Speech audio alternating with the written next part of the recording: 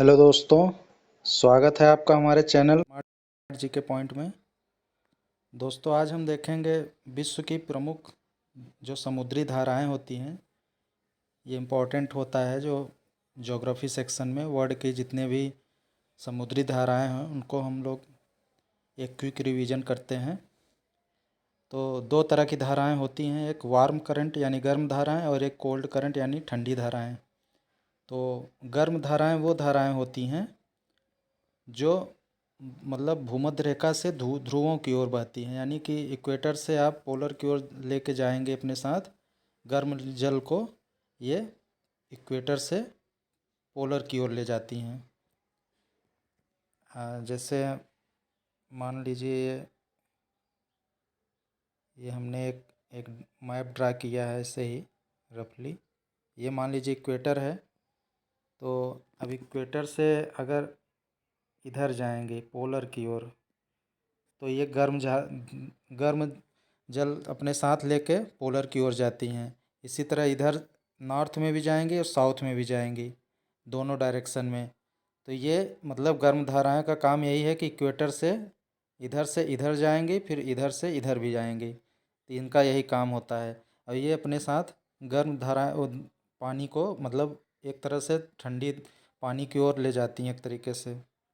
तो ये इसका बेसिक कॉन्सेप्ट है।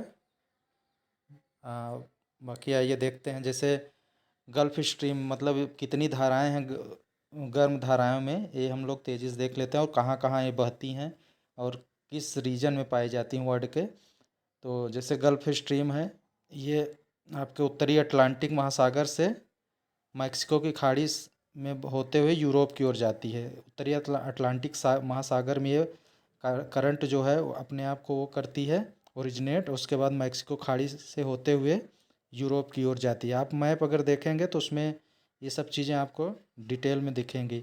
मैं यहाँ तेज़ी से बता दे रहा हूँ, बाकी आप इसको वीडियो को देख के आप मैप अपने सामने रख के उसको देख सकते हैं। नॉर्थ अटलांटिक ड्रिफ्ट है एक आपका, ये गल्फ स्ट्रीम का ही विस्तार है जो कि पश्चिमी यूरोप के तट को गर्म करती है।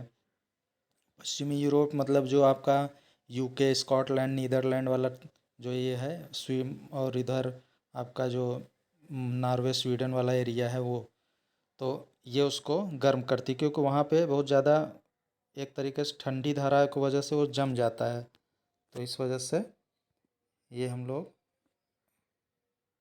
एक मिनट। तीसरा है क्यूरोसियो धारा। क्यूरोसियो धारा जापान के उत्तर की ओर बहती है, जो है जापान के तट के उत्तर की ओर बहती है। जो अलास्का की धारा है उत्तरी प्रशांत महासागर में बहती है, जो कि यूएसए के पास में है, उत्तरी संयुक्त राज्य अमेरिका के। ब्राज़ील धारा जो कि दक्षिणी अमेरिका के पूर्वी तट पर बहती है, यानी ब्राज़ील, उसके नाम से ही ब्राज़ील लगा तो ब्राज़ील के आसपास ही ये धारा बहती है। मोजाम्बिक धारा है अफ्रीका के पूर्वी तट से दक्षिण की ओर बहती है, जो मोजाम्बिक कंट्री से होते हुए दक्षिण पूर्वी तट से दक्षिण, यानी कि मतलब कि पूर्व से दक्षिण की ओर, मतलब कि नॉर्थ पोल साउथ पोल की ओर बहती है। अगुलहास धारा जो होती है वह अफ्रीका के दक्षिणी सिरे से बहती है। पूर्वी ऑस्ट्रेलियाई धारा, ईस्ट ऑस्ट्रेलियन करंट बोलते हैं, ये ऑस्ट्रेलिया के पूर्वी तट से दक्षिण की ओर बहती है, यानी कि जो सिडनी और ये सब जो मैप में आप देखेंगे तो पूर्वी तट पे हैं ये लोग। तो वहाँ से दक्षिण की ओर बहेगी, जो है तस्मान सागर की ओर। Uttar Uttar north equatorial current यानी उत्तर विषुवतीय धाराएं, ये अटलांटिक और प्रशांत महासागर में पश्चिम की ओर बहती हैं। अटलांटिक और प्रशांत महासागर के बीच में पश्चिम की ओर बहती हैं। और दक्षिण विषुवतीय धाराएं जो होती हैं ये साउथ इक्वेटोरियल करंट, यानी अटलांटिक और प्रशांत महासागर में पश्चिम की ओर बहती हैं। तो ये है टोटल 10 करंट जो गर्म धाराएं हैं। अब आइए शीत धाराएं देख लेते हैं। ये धाराएं, इनका भी कॉन्सेप्ट वही है। उसमें था कि पोलर से मतलब इक्वेटर से पोलर की ओर जाने पे था गर्म में, इसमें जस्ट उल्टा हो जाएगा। ये धाराएं पोलर से भूमध्य यानी इक्वेटर की ओर बहेंगी, यानी ध्रुवों से भूमध्य रेखा की ओर बहती हैं और ठंडा जल लेके आती है। वो उधर से ठंडा जल लेकर इधर आएंगी।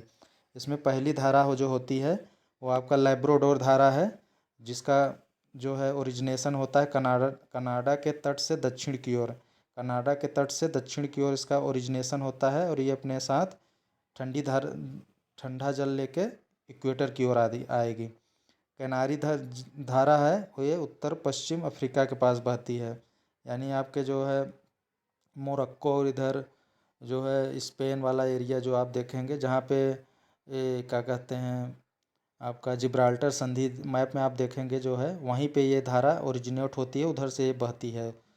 और कैलिफोर्निया धारा जो है वे उत्तरी अमेरिका के पश्चिमी तट से दक्षिण की ओर बहती है। कैलिफोर्निया आप देख कर जान ही रहे हैं, एक राज्य है यूएसए का, तो वहाँ पे ये वहीं से ओरिजिनेट होके पश्चिमी तट के सहारे से दक्षिण की ओर बहती है।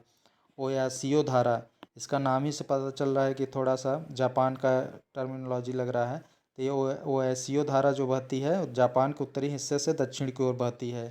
या हम्बोल्ट या पेरू धारा, ये पेरू कंट्री के आसपास बहती है, दक्षिण अफ्रीका के पश्चिमी तट से उत्तर की ओर। पेरू का आप जब मैप देखेंगे तो दक्षिण अफ्रीका पश्चिम में है, तो पश्चिम से उत्तर की ओर बहेगी। तो बेंगुएला की धारा देख लेते हैं। बेंगुएला अफ्रीका के पश्चिमी तट से उत्तर की ओर बहती है। अफ्रीका के मैप में आप देखेंगे कि एकदम लास्ट एकदम नीचे पे है ये, पश्चिमी तट से एकदम उत्तर की ओर बहेगी ये। पश्चिमी ऑस्ट्रेलियाई धारा यानी वेस्ट ऑस्ट्रेलियन करंट ऑस्ट्रेलिया के पश्चिमी तट से उत्तर की ओर बहती है, यानी कि पश्चिम से उत्तर की ओर इसका प्रवाह रहता है। दक्षिणी अटलांटिक पश्चिमी धारा, जिसको फॉकलैंड धारा भी बोलते हैं, फॉकलैंड करंट, यह अर्जेंटीना के तट से उत्तर की ओर बहती है। फॉकलैंड आप मैप में देखेंगे दक्षिण अमेरिका के एकदम लास्ट में है, एकदम कोने पे, यहाँ से ये ऊपर की ओर जाएगी यानी उत्तर की ओर बहती है। फॉकलैंड एक आइलैंड भी है जो कि विवादित है अर्जेंटीना और मतलब यूके के बीच में। तो ये रहा पूरा ठंडी जलधारा। अब इसका याद करने का एक वो है कि मतलब आप दिमाग में रखिए कि अगर गर्म जलधारा आ जाएगी तो जाहिर सी बात है भूमध्य रेखा पे गर्मी ज़्यादा रहती है, तो ये धारा गर्म से ध्रुवों के यानी वो गर्म धारा ध्रुवों की ओर जाएगी। और ठंडी जलधारा यानी ठंडा कहाँ रहेगा, आप जान ही रहे हैं कि पोलर पे ठंडा ज़्यादा रहता है, वहाँ बर्फ़ जमा रहता है।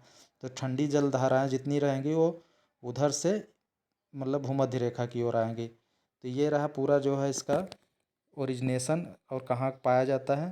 तो दोस्तों आई होप कि ये वीडियो आपको बहुत अच्छा लगा होगा।